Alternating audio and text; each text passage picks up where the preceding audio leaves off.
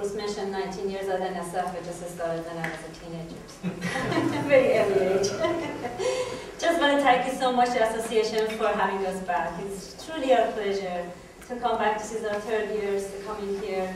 It has been a pleasure associating with the plastic pipe and PVC for more than 45 years when the Standard 14 came about. So our relationship has been extremely strong all these years, so we are really pleased to having coming back to this association.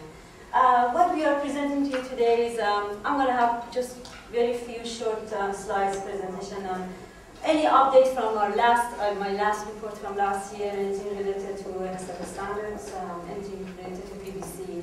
Give you an update on that, and then my colleague P.D. Davis is going to go over more extensive on our sustainability and the green program.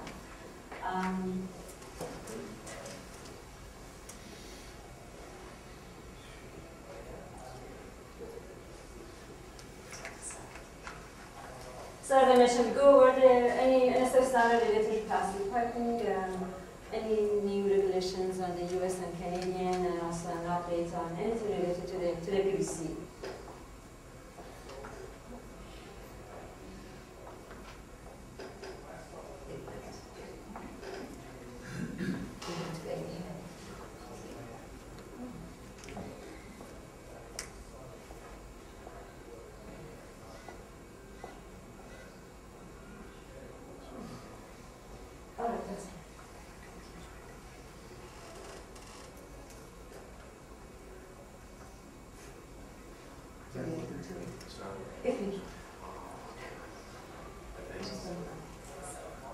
As you know, there are basically 3 NSF standards that relates to the plastic and PVC industry. NSF 61, as you know, drinking water health effects regulations, NSF 14 for the all plastic piping and component, and NSF 24, which is for the RV and recreational components.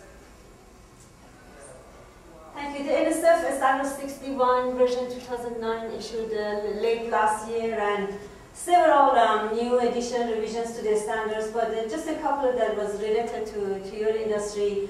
The PVC and CPVC transition fitting, the evaluation of this fitting change from evaluating it from a repeating fittings for one single item, so that makes it easier for these fittings to go through the testing and passing the standards.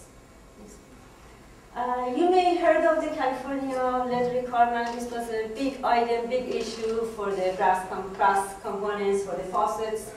The new law came in effect and effective of January 1st, actually this year, that any pipe devices, fittings that is used in the commerce of the California and Vermont, and is going to be in contact for the consumption of the drinking water, has to have a lead content, average lead content of less than 0.25%.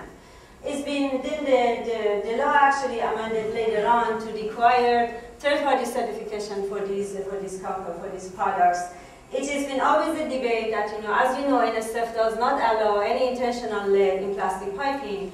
It is in our policy, and now it's been added to NSF 14 and 61. So we heavily promoted that, regulator in California not require this, certification for plastic piping, but it's just a lot of agencies. They said they will require it. Some others, like City of LA, say okay, they don't. So we have made this at least our marking and optional. So some PVC pipe manufacturers that have opted to get this certification.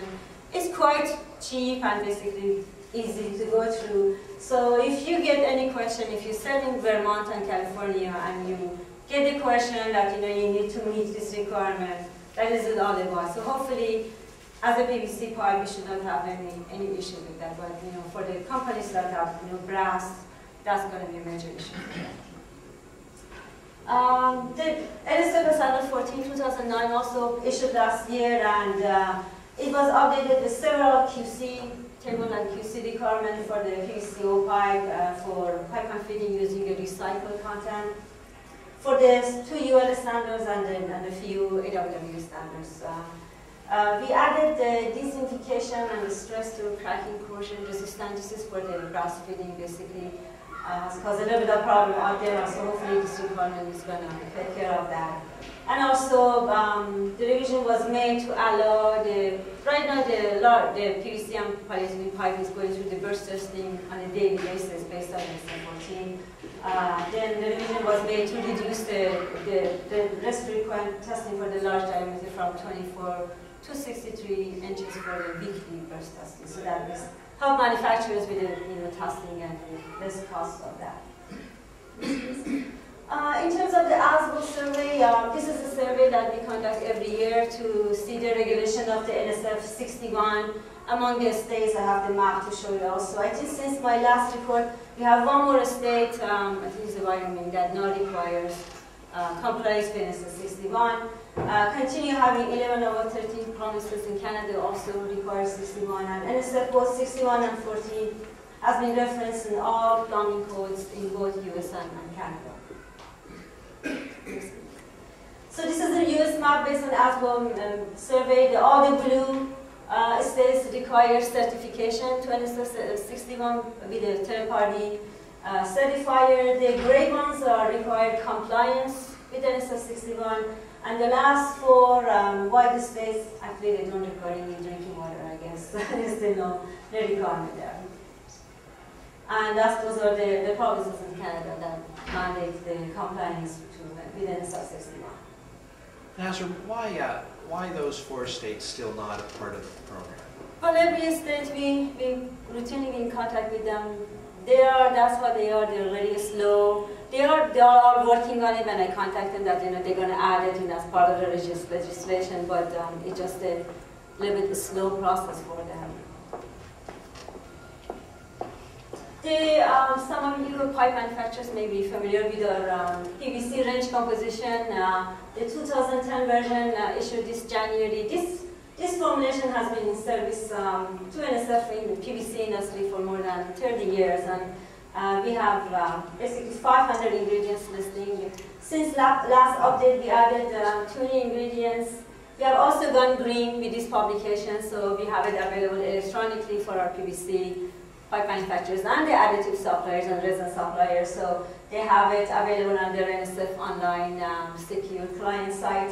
And this has actually allowed us to update it instead of every year publish it manually. We are updating it every quarterly with any additional deletion of these additives and resins for the pipe manufacturers.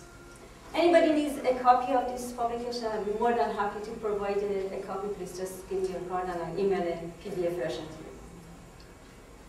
Any questions so far?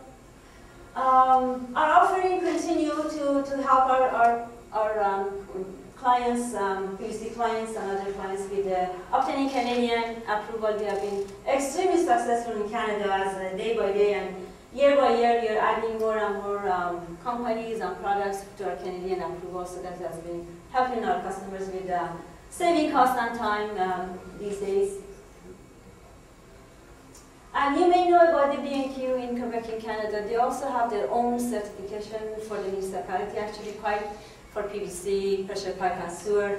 We have a little bit of agreement with them. They accept NSF audit for the non-North American, so if you have a plant outside of North America, they allow us to use NSF audit, but if you are in North America, they have to be audited by them. They accept NSF test reports, so actually when our auditor goes to your plant, they collect sample for the NSF 61 testing, which comes to NSF, and collect additional sample, which is being sent to a laboratory in Canada for additional test and other tests.